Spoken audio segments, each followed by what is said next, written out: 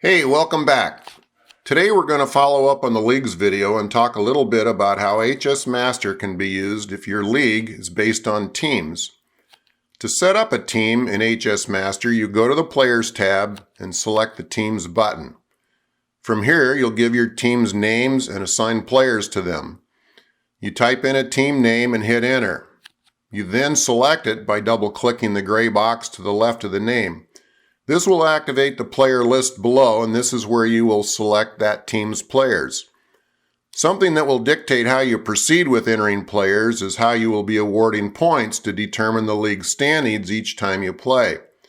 This program will allow you to count individual player wins and losses, or you can input points manually based on some team criteria that you decide to use, such as total team points per game. Highlighting and hitting the Enter key or double-clicking a name will enter them in the team box on the right under their team name. Do this for each team that you'll have in your league. Even though these are four-person teams, you are not limited in the number of players a team can have listed.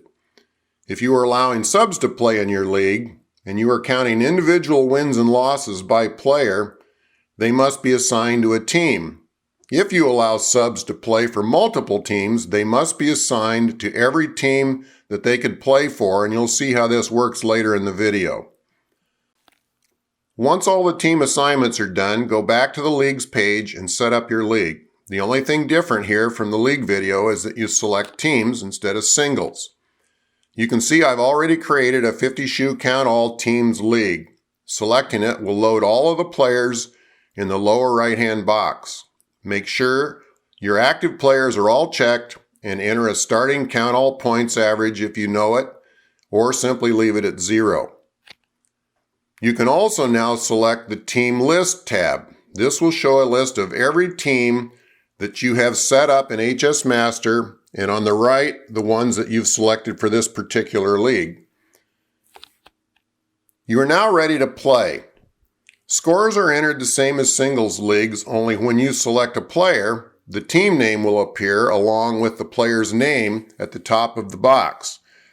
Scrolling through here, you can see that all players have completed 6 games and the individual wins and losses were recorded.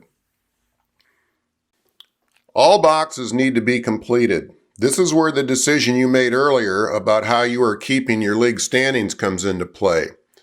If you are not keeping track of individual game wins and losses, you can put all wins in the win-loss box and the stats will simply count all the games that each player has played and show it in the wins column. You can play around with this to suit your needs. Otherwise, put in wins and losses as normal. If you are awarding team points for something other than individual game wins, for instance, total team points per game, this is where the additional team wins part comes into play. Let's say, for instance, that you are awarding a single point for the combined scores of all your players each game, and maybe a bonus point for the high combined score for all 4 games, for a maximum of 5 points per session. You would enter those here, and they will transfer to the results sheet with some options for what to add up in the standings column. For the purposes of this video, we entered some points in here. If this is the only criteria you are using to determine your league standings, you'll want to make sure that you have the correct number of points entered for both opposing teams.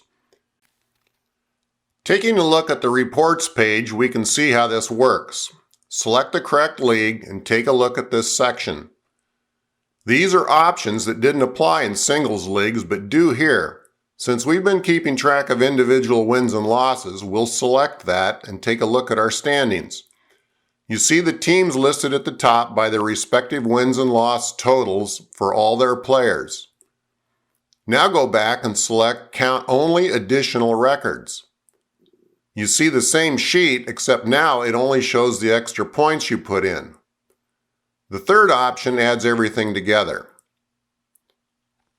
The other reporting options, such as membership and final stats, are similar to leagues and are explained in the leagues video. Leagues, and especially teams, are a great way to get new people introduced into horseshoe pitching. That's it. Thanks for watching.